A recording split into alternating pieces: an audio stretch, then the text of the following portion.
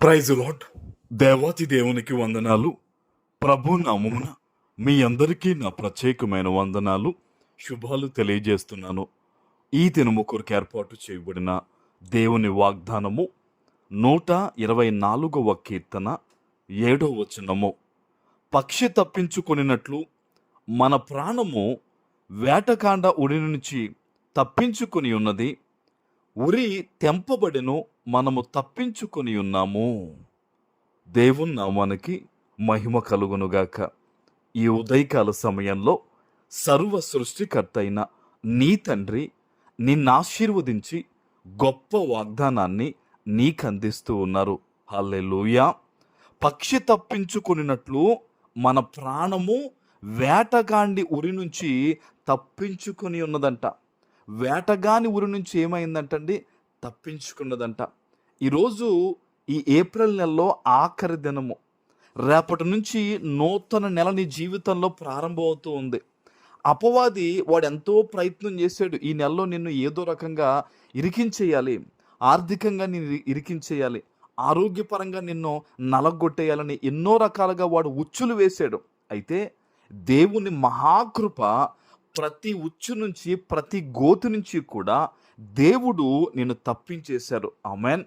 నూతన నెలలో అడుగుపెట్టుచూ ఉండగా అపవాది ఎవ్వనిని మృంగుదు అని వాడు గర్జించు సింహము వలె వాడు తిరుగుతూ నీ పట్ల ఎంతో దారుణమైన ప్రణాళికలు కలిగి ఉన్నప్పటికీ దేవుడు ముందుగానే ఏం చేశాడు? నిన్ను వాటన్నిటి నుంచి కూడా ఆయన తప్పించేశాడు. ఆమేన్. అందుకని దేవునికి ఈరోజు ఈ వాగ్దానం వింటూ ఉండని కృతజ్ఞతాస్తుతులు చెప్పండి. దేవుడు ప్రతి విధమైన ఆ ఇబ్బంది నుంచి నిన్ను తప్పించాడని ఈరోజు ఈ వాగ్దానము నీకు తెలియపరుస్తూ ఉంది. ఉరి తెంపబడిను, మనము తప్పించుకొని ఉన్నాము. ఏమి నీ వద్ద నుంచి తీసేయబడింది నీ ఎదురుగా అంటే ఉరి తీసేయబడింది. అపవాదిగాడు నీకు ఏదైతే ఉరి వాడు పెట్టుంచాడో, చెర పెట్టుంచాడో దాని అంతటినీ కూడా దేవుడు ఏం చేశాడో తెలుసా? తప్పించేశాడు. నీకు విడుదల దయచేశాడు.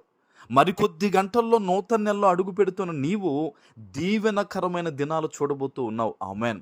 అందుకనే ఈరోజు ఈ వాగ్దానం ద్వారా దేవుడు నీతో మాట్లాడుతున్నాడు. నీ ముందు నువ్వు అనుభవించాల్సిన ఆ బాధ, ఆ కీడంతా కూడా దేవుడు తప్పించేశాడట. దేవుని సన్నిధిలో కృతజ్ఞత చూపించాల్సిన దినం ఇది. నువ్వు ఎక్కడి నుంచి ఈరోజు ఈ వాగ్దానం వింటున్నా సరే, మోకరించి దేవునికి కృతజ్ఞత తెలియచే. అయ్యా, నేనైతే నా తెలివితేటలను బట్టి, నా ఆలోచనలు బట్టి ఇదిగో నేను నా ఊరిలో పడిపోవాలి, కానీ నువ్వు తప్పించావు నాయన, నన్ను ఆశీర్వదించావు ప్రభువా, నీకు వేలాది వందనాలని ఈరోజు ఈ వాగ్దానం వింటూనే దేవుని సన్నిధిలో ప్రార్థించండి. దేవుని సన్నిధిలో ఈరోజు ఎంత గొప్ప వాగ్దానం నీకు వస్తుందంటే, ప్రతి విధమైన కీడు దేవుడు తొలగించాడంట, ప్రతి విధమైన సమస్య నీకు దూరపరిచాడట, అపవాది వేసిన ఆ గోతుల నుంచి నేను తప్పించాడంట, వాడు నీకు సిద్ధపరిచిన ఉరి నుంచి కూడా దేవుడు తప్పించాడంట. అంటే ఇది మన జ్ఞానమును బట్టి కాదు, ఇది మన శక్తిని బట్టి కాదు, కేవలము దేవుని కృపను బట్టి, దేవుని కనికరాన్ని బట్టి ఈరోజు మనం తప్పించుకున్నాం. ఈరోజు నువ్వు ఎక్కడి నుంచి ఈ వాగ్దానం వింటున్నావో, నువ్వు విడిపించబడిన వ్యక్తివి గనక, నీ కుటుంబం విడిపించబడింది గనక దేవుని సన్నిధిలో మోకరించి ప్రార్థించండి. అయ్యా, నూతన నెలలోకి మేము మరికొద్ది గంటల్లో అడుగు పెట్టుచూ ఉండగా దేవా మమ్మల్ని ఆశీర్వదించు, మే నెలంతా మాకు దీవెనకరంగా ఉండాలి, ప్రతి దినము నీ వాగ్దానం విని మేము బలపడతాం నాయన అని ప్రార్థించండి. దేవుడు ఆశీర్వాదకరంగా మిమ్మల్ని దీవించబోతూ ఉన్నారు. ఆమేన్. ప్రార్థన చేసుకుందాం. ప్రభువా, మీకు వందనాలు.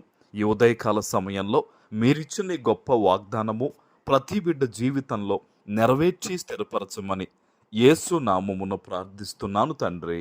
ఆమేన్.